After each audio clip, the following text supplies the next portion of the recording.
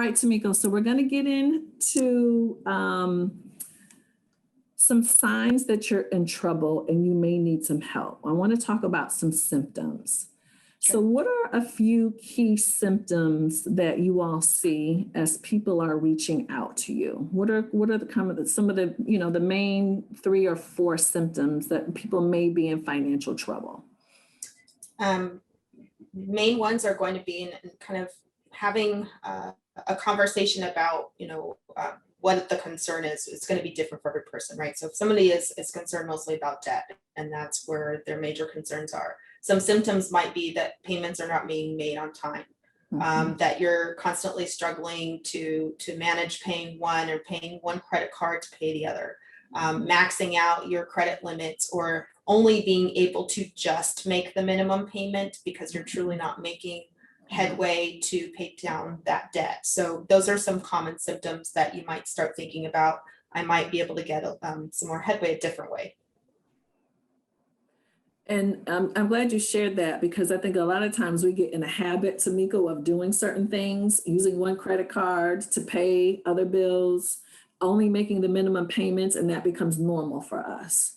Versus us saying, wait a minute, I think I need to kind of pay attention to this. This is not normal. Just because I've been doing it a long time, it's not normal, not where I want to be, for sure. So if someone knows that they have a couple of those symptoms, what steps should they take?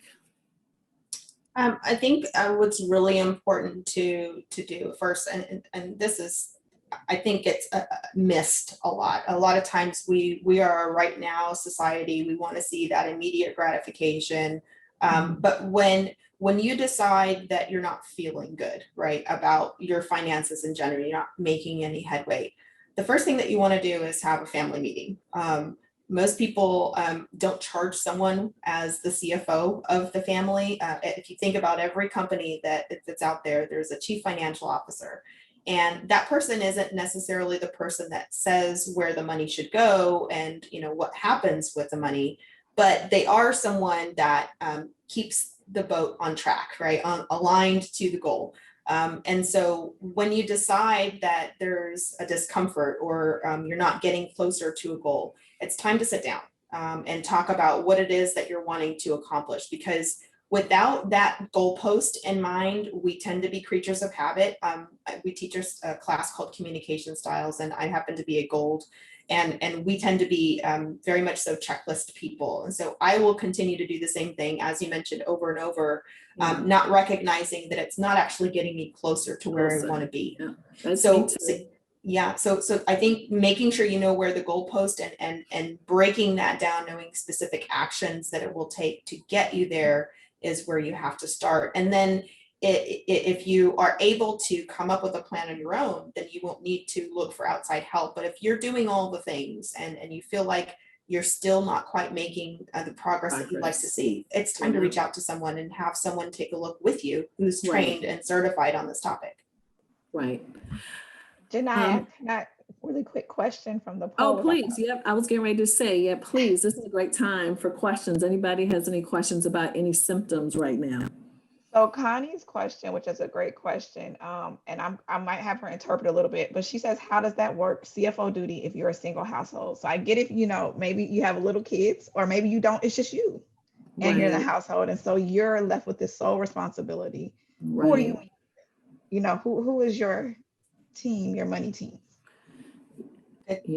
That's a really great question. And if you don't mind me jumping right into that, Janai, I think that at some point, I think every person might come to that place, regardless of who your network is. And if you're on your own with no kids, you have to look at the road and say, what do I want my life to look like? What would make me comfortable and happy and peaceful in terms of finances, and maybe even outside of finances? What does that world look like?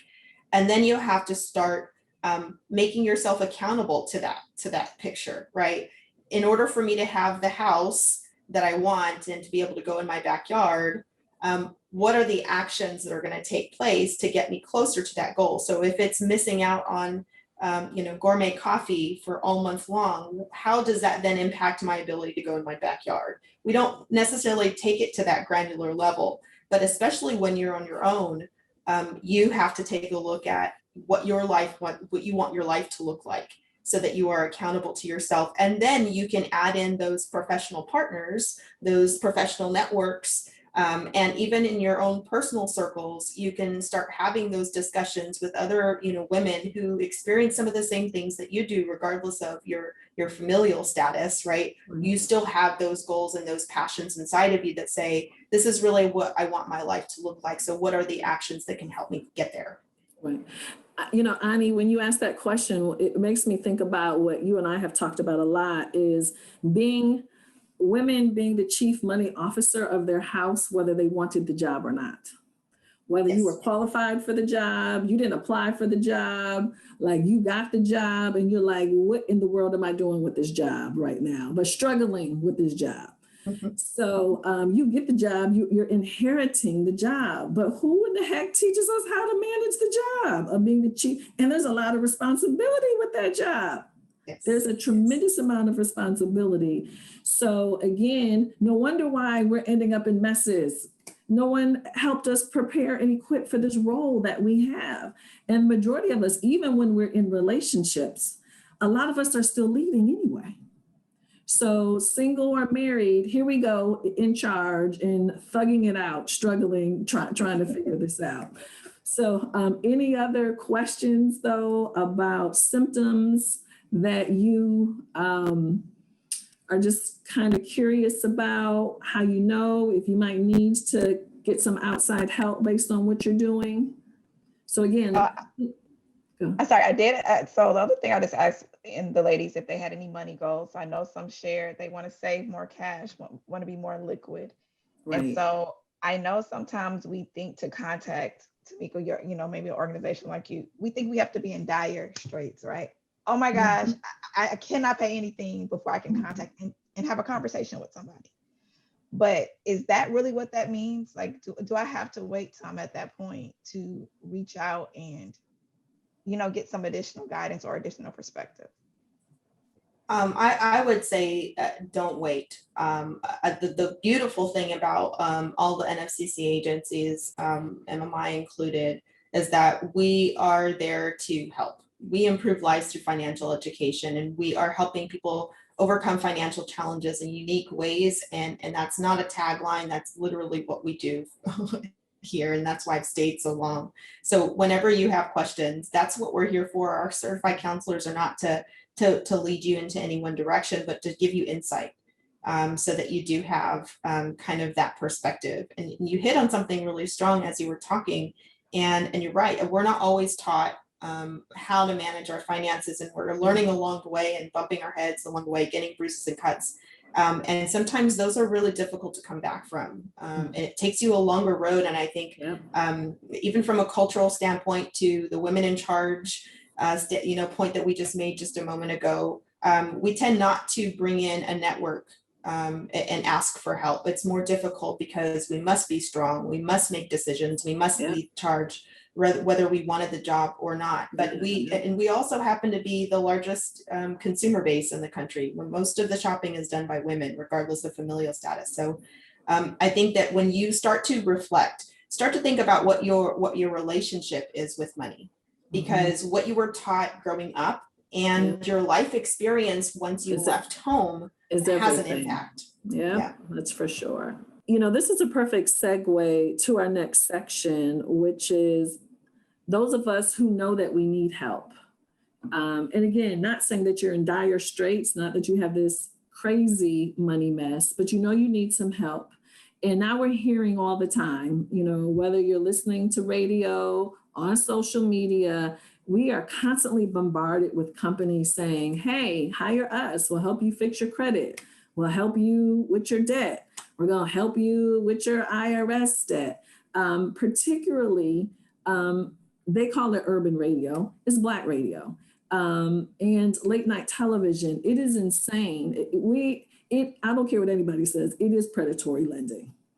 And our community is specifically bombarded. So Temiko, if we're getting these messages all the time, we can help you, we can fix your credit.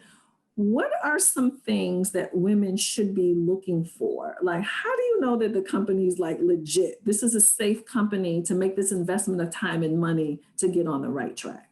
Good, good. I think it's for one, for anyone that says that you are not able to manage it on your own, or you can't handle it on your own, that's just simply not true. You are able to handle it on your own. You are the one that can make those adjustments and can handle those disputes, inaccuracies. You can talk to your collection agencies. You can talk to your creditors and negotiate interest rates. All the things that we do as an agency, we are the experts at it. We've been doing it for so long and have the ability to use those channels when it's necessary. But anyone who is telling you they can give you a quick fix, that's just simply not true. Credit doesn't work that way. It's not something that just jumps from one day to the next. You have to improve your credit by recovering from those missteps. If you had missed payments, it's going to take you some time to continue to build that on-time payment history. So the things that you want to look for is over-promising, over exorbitant fees. If they're charging you thousands of dollars to do something that you literally can do on your own. Those are some red flags that you should look for. The beautiful thing that I love what we do is that we just have a consultation. It's basically, let's just talk first. And then you go take paperwork, you go see, if this is something you really want to do. I'm talking about the debt management plan. Or it might be the opposite conversation. This is not really something that you need us for. You actually can create your own debt management plan. And a lot of people take that route. You may end up talking to us and say, okay, well, I've got this. I have X amount of dollars that I can adjust here and there. And I can talk to my creditor about this particular interest rate, because this is the only one that's really impacting me the most. So when you're talking to companies, NFCC, FTC, Better Business Bureau, those entities are out there to kind of help consumers, stay in the know about some of those things. CFPB puts out a lot of information about things to watch out for, and HUD as well. So you do have those entities that you can look for, but as Janai has said, NFCC is kind of like that one vetting process. It's hard to get past that one because you go through so much as an agency to make sure you're on board. So Temiko, what I heard you say is as we are vetting these different companies, obviously we can go through the NFCC network. You mentioned BBB, the Better Business Bureau. You mentioned CFPD. What is that? Consumer Finance Protection Bureau. Okay. And so is that a website folks can go to if they're trying to vet a company just to make sure that they're legit? I would say Consumer Financial Protection Bureau is a great resource for articles, definitions, how processes are supposed to work, because that is the purpose of that entity, is to make sure that they're getting information out to consumers to protect them. Okay. Got it.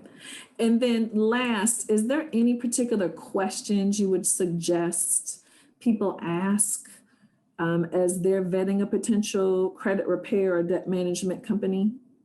Okay, so I want to make sure that we understand there's no such thing as a credit repair company. Okay.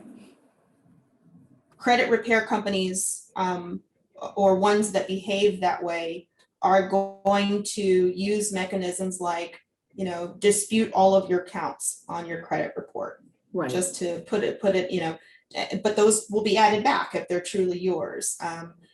They will ask for a bunch of money up front and promise that they're going to, get rid of debt or, be able to magically make it go away somehow. Those types of over-promising is what you should watch out for. We have a nominal setup fee and a monthly servicing fee. And whenever that is being charged, it's because the client, the consumer, you would be saving thousands and thousands of dollars in interest, because we're getting an interest rate from 30% sometimes to a single digit interest rate. And all of those plans you are getting, the debt is paid off within 5 years. Credit repair companies are really looking for quick fixes to try to affect the score temporarily. and then not really have the impact, you could end up having tax implications, and there's a lot more headache. Right. Whereas our company is not set up that way. Okay. Ani, do we have any questions from folks about this area, vetting a particular company to get some help? I know we had a question earlier about NFCC agencies being able to look up, locate, but I believe we found the website to guide people to, so they can look Okay. up any agency that's connected. It's really just people. Lamesh is not really on this topic, but her question is, how do you know if you're missing like one of your money boxes, 401k, your emergency fund, or your savings account? Like how do I know what I'm missing in my managing my finances is what I'm believing I hear her saying in her question. And Lamesh, if you want to clarify, please speak up, because I don't want to jack the Please. question. Yeah. So I guess my question is like, I had a analysis review because I work for a financial institution and it's free. Mm-hmm. So my 401k is great. My emergency fund, they said it's sufficient. They would just suggest like maybe an extra $1,000. Okay. I have my emergency fund, and I have savings, and I have my kids' college fund. But for some reason in my head, I'm missing something. Like, I mean, and the insurance piece is down, and I'm still working on how do I put together like an estate plan, because there are two homes that have been passed from daughter to daughter, or started with my grandmother. And I want to make sure it goes from me to my daughter when it comes to me. But it hasn't been done in the best way in the past. And I just want to make sure that I'm handling it so that she doesn't have to deal with anything if something should happen to me. But what other boxes? I just feel like I'm missing a box, and I listen to you a lot, Janai. Temiko, do you want me to take that one? Yeah, I think that's for you.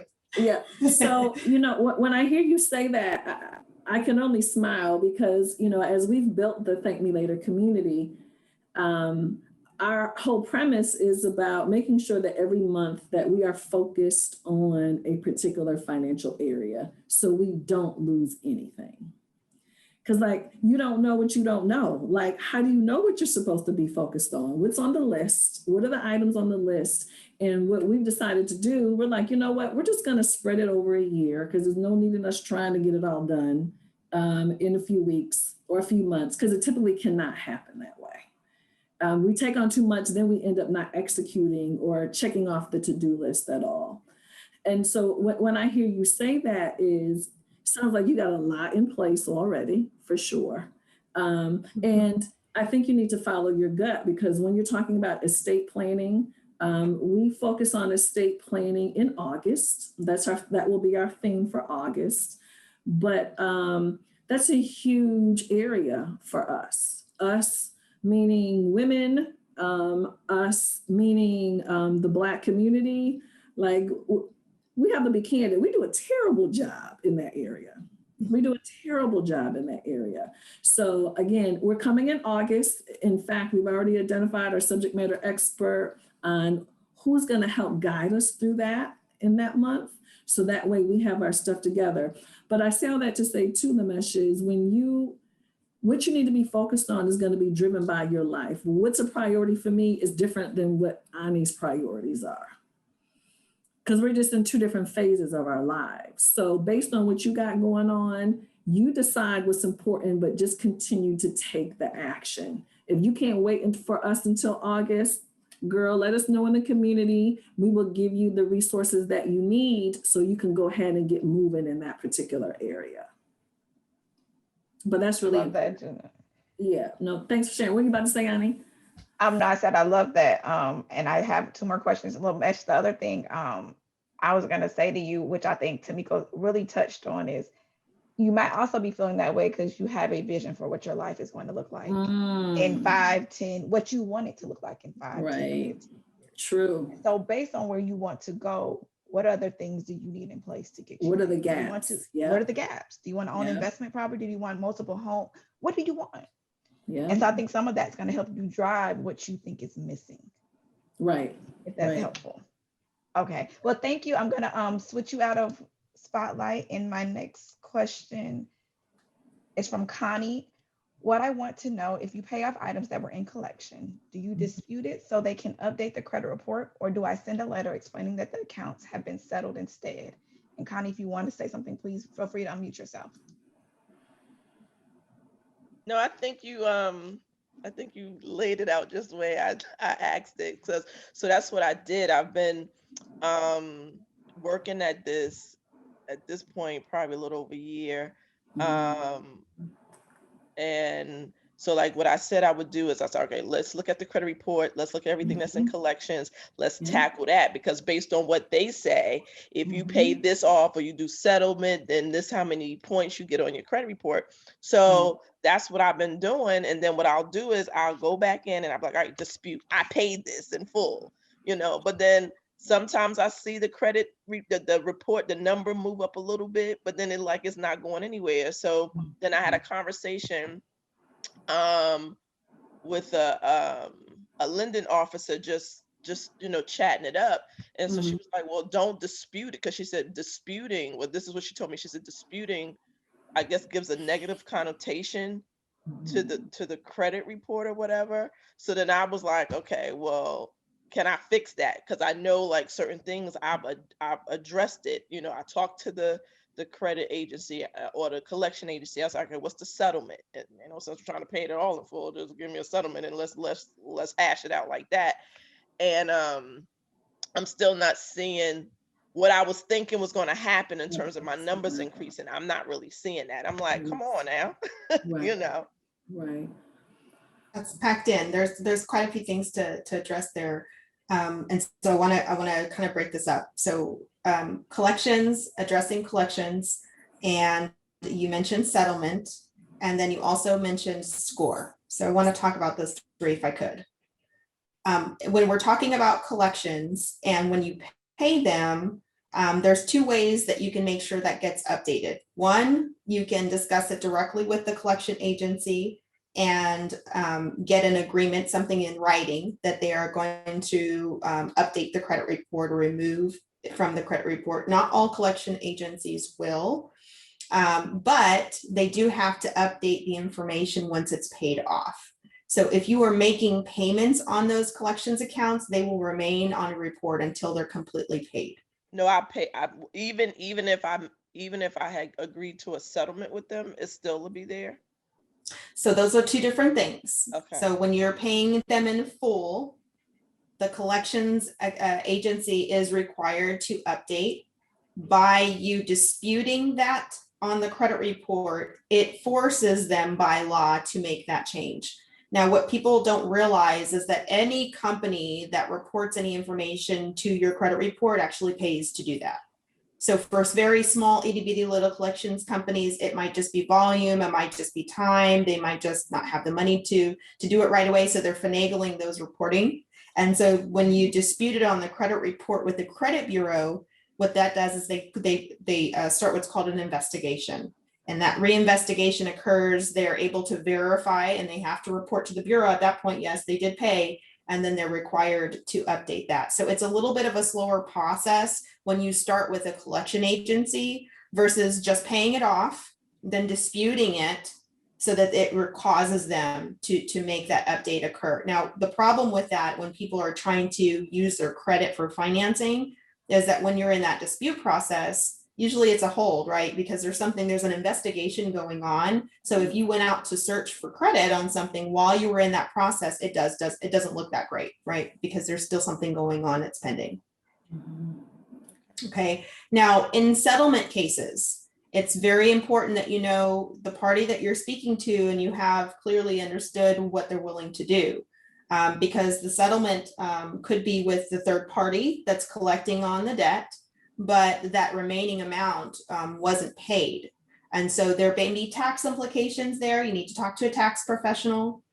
And so you want to make sure that when you're discussing settlements that there's more to it than just agreeing to pay less. A lot of companies now are more often willing to update that information on the credit report and even will remove it at times if it's been paid, Each company is going to be different with what they negotiate once that is paid, but you're not actually paying the full debt that you owe.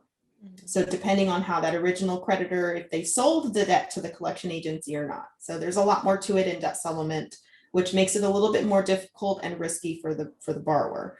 Now I want to talk about that third thing, which is the credit report aspect. What you want to remember is that payment history is 35% of your score. So the biggest thing that's going to ever impact your score is on-time payments.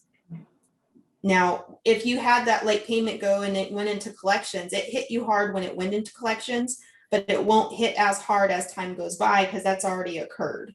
Yeah. When you make a payment on that already late account, it's not helping your score any because you don't have any available credit on that line anymore. That has gone away. Gone, yeah. So you don't get as much of a bump when you're paying off. It's not that you don't owe the debt, but you're not getting as much of that bump because what's the top one that was already missed? It was that payment history.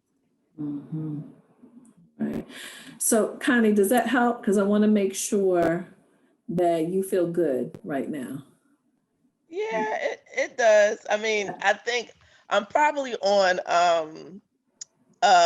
finance, debt, investment, credit overload. So, but because it's not the first, like Right. like I've been a part of other like groups and things like that, and just listening to people, and I don't want to get bamboozled, Absolutely. So that's when I came across this. Like Lamisha, I listened to you on the Willie Moore Jr. show, and I was like, boy, she providing a whole lot of nuggets. I said, oh my goodness. I said, well, let me get on here. I said, and this is, even more intimate, and not that I feel like, oh my God, I feel so embarrassed. No, because I some people are in worse situations than I am. Right. They just don't know how to get out of it. So, but what Temiko is sharing, that's like giving me even more like, oh, okay, now I'm getting that makes sense. Yeah. And it's making sense. And like I had shared in the chat, growing up, like my parents, when it came to credit in general, they both had the same theory about credit. Like that credit needed to be high. Like my mom is like 70 years old and she would drive me crazy now. She was like, I'm not doing that. My credit score is that, and I'm like, okay, but when it came down to money, their theories were different about money. And so like, I feel like in my later years of my life, I'm starting to get all the stuff my mom had been trying to tell me. Right. Because my mom was a banker, so like her insight was a little bit different than my dad's. Right. And then, but then I still have those, as my mother would call it, those kinder traits when it comes to, money and how I feel about money, Right. So it's just a whole reprogramming. I figure like that's just what it is. And ladies, for all of you who are tuning in now and those of you who will watch this later, Connie, what I really appreciate about you, number one, just your transparency, but you said something very powerful, that you've been dealing with this over a year. And for those of you who are having a problem, a mess, whatever you want to call it, you need to settle into the fact that it's going to take time. That's why a lot of those other companies, Temiko, get our attention, because they're promising this instant, it's going to happen right away, voila. There is no magic to this. Like, you better settle in and get ready for the fact that it's going to take you probably years with an S to get where you really, really, really want to be. But if you accept that from out the gate, then you're in a different place. Versus being agitated and frustrated. You don't have the time or the energy to be agitated and frustrated because we got too much work to do. Right. Way too much work to do. So no, I do. I really appreciate you being so honest about that. I do. Thank you so much. Thank you.